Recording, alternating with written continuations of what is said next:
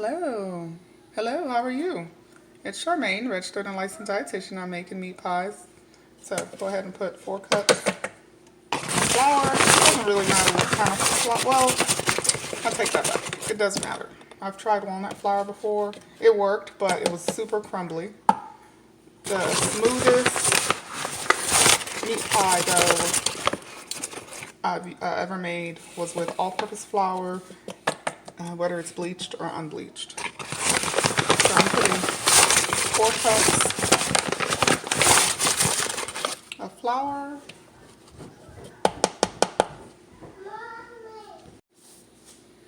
Okay, 4 cups of flour. Now we're gonna put a stick and a half of butter.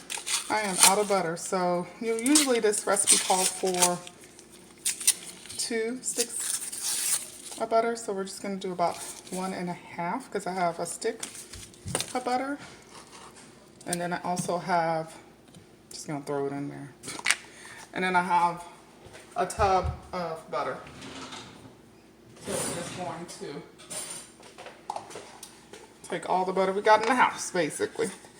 I'll go shopping later. So the difference between margarine and butter, really, but margarine is full of trans fat, and that's not very good for us. It may cause, in excess, that can increase your risk of cardiovascular disease. And of course, excessive butter can also cause, may cause cardiovascular disease or contribute to it. So butter is rich in saturated fat. And to be honest, I lean towards using butter just because trans fat is a definite man-made food that we know is not very good for us. Saturated fat, we need it, but just not in excess. Okay, so I'm gonna put my egg in there. 1 egg is cool. And to kind of add in a little extra fat in my dough, I'm gonna add a little bit of oil. So I'm just gonna grab my canola oil. I'm just gonna pour in about 2 tablespoons of that. So we got our butter, we got our flour, we have our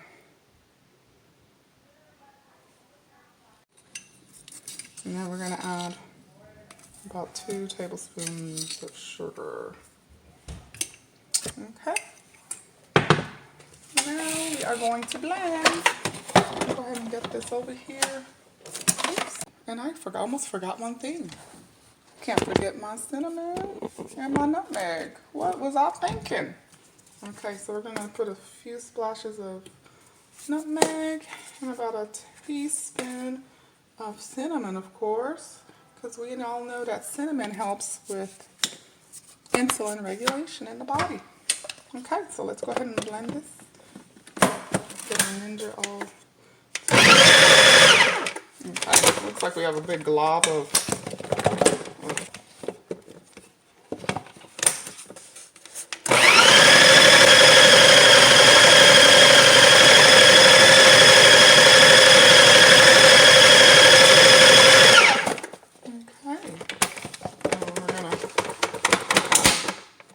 Shake it a little bit. Mush it down. It's looking like the right consistency, but let me just add just a splash more of the hot water. And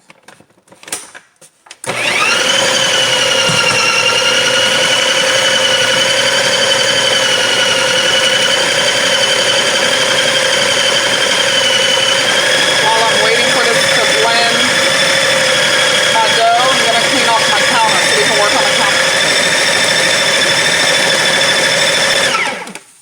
Okay, so as you see, we were out of some of our ingredients and we had to tweak this recipe a little bit. And all we did was add the extra oil. So let's go ahead and check our dough. And it's looking like it is looking pretty good. So now it's time to play.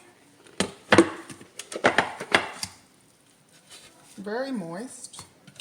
And of course, if it's too moist, you can always dust a little bit of flour in there. This is not like bread where you can't dust it. With bread, you'd have to keep it moist. In this case, you know, you play in it and kind of see if this will give you a good dough. Of course, it hasn't rested. I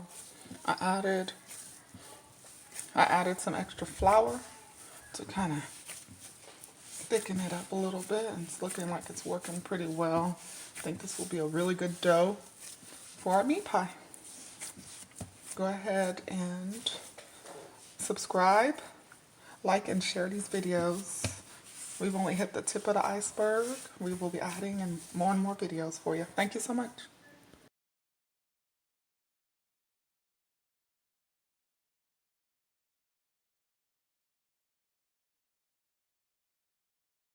Registered and licensed dietitian, visit Nutrisys.com.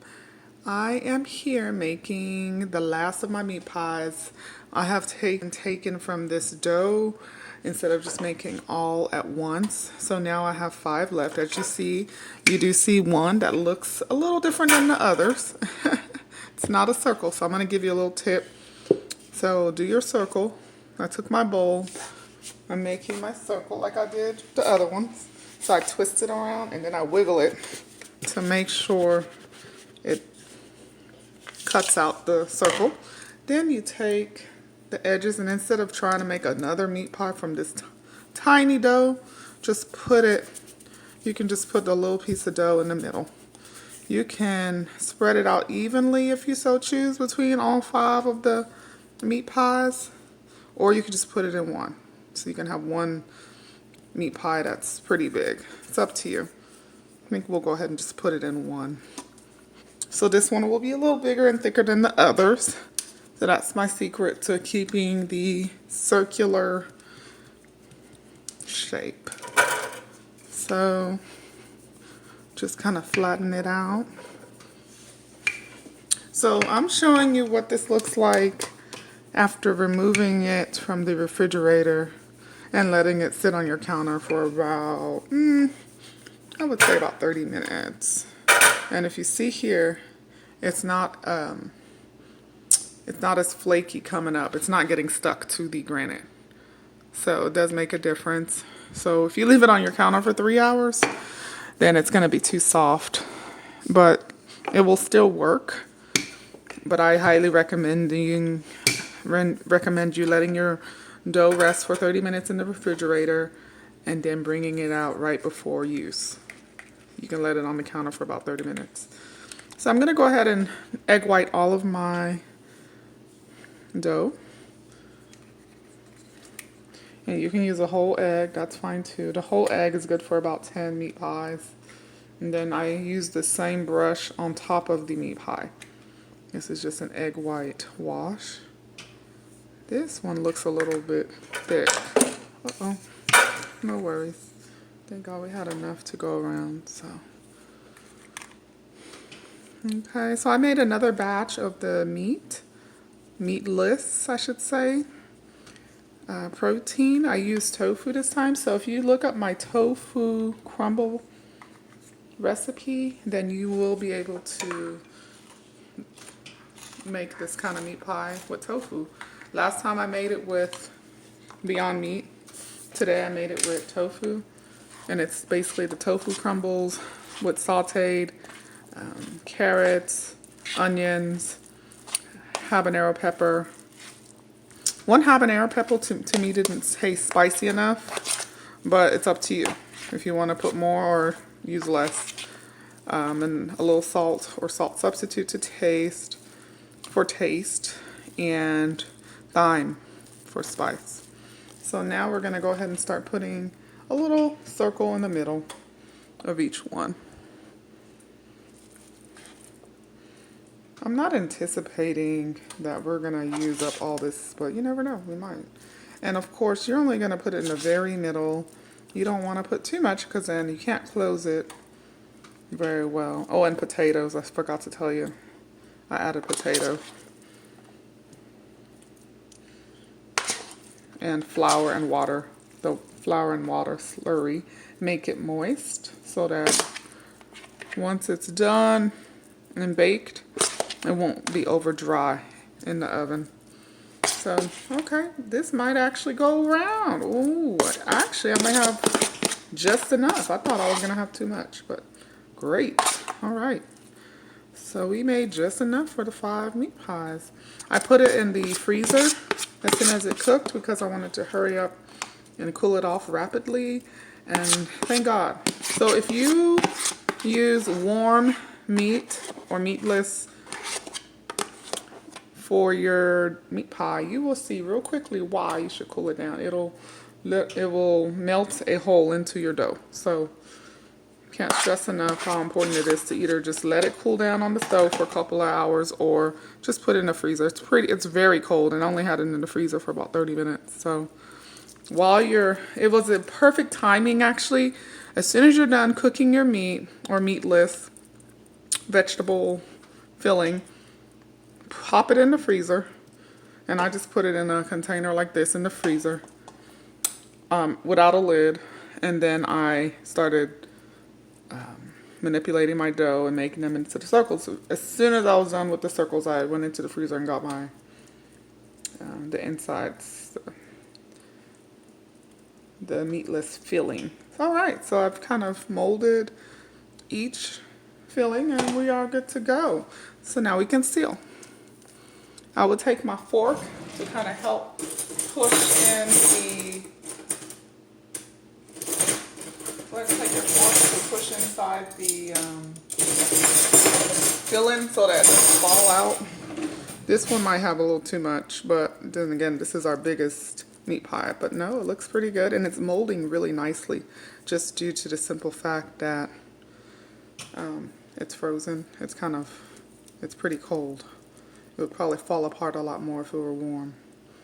So we are closing up our meat pies. I'm doing it all at once. I think this process makes it go faster when you just do one task at a time instead of one meat pie at a time. There are a lot of steps to meat pie. You see how long it's taken me to finish off my dough. It's taken days because I just didn't want to spend my entire morning or a whole afternoon playing with meat pies. So it's been a crazy week with the kids and trying to get business taken care of. Okay, so we have closed everything. Next is to seal it. So we're just gonna take our fork. I'm gonna clean it off so it's not all messy. I'm just sealing it with the fork. This is a wonderful method. It yields beautiful looking meat pies, a nice design, but also it just helps to close your meat pies. So we are sealing it with the egg white on the inside. Kind of have to shape in the meat pie as you do this. My oven is heating up pretty nicely, almost at 350. And you can put it at 375 for 20 minutes or 350 for like 25 minutes. Last time I did it at 375. This time I'll just do it at 350. It doesn't matter, honestly. I've done both. All right, last one. Making sure there's no filling popping out there. Sorry, my blender was kind of in the way. Okay, so I'm sealing my meat pies, and that's it. Now my dough is finally used, so now I can kind of shaping it. Make sure it's not, that it's kind of even-ish.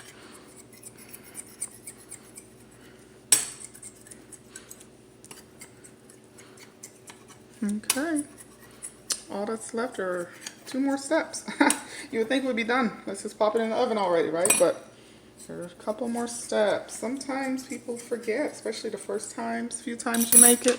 So easy to forget. So now I'm brushing my meat pie with the egg wash. You can use egg white or the whole egg, like I mentioned before. So this particular meat pie recipe, you don't necessarily have to put an egg in the dough, but I did and it came out beautifully. Notice how the color of the meat pie looks very rich. I like this because you can control the amount of sodium you put in your food. You can control what is in your food. This can be a no MSG food for you. You can't control that when you cater or when you get fast food. So you can ask them to do it, but people cook the way they cook. Okay, so now just gonna do 2 fork stabs in each. Some people do 3, that's fine too. Either one, I don't see a huge difference, and that's just so that it has a little bit of ventilation.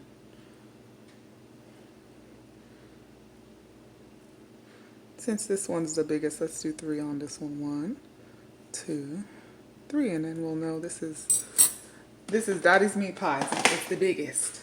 Okay, so now you can go ahead and spray your baking pan, or if you want to use parchment paper, you can do so by spraying and then putting the parchment paper, or you could just put it on directly. There's so much butter in this recipe that I really feel that you should be okay. So I'm just lining my meat pie up. See, it's slippery. So I'm gonna kind of adjust it here. It's looking pretty cramped. Might actually need another pan because these are pretty big, good sized meat pies. We're gonna kind of play with this here. I think that should be okay. So I've got our 5 meat pies. We're popping it in the oven.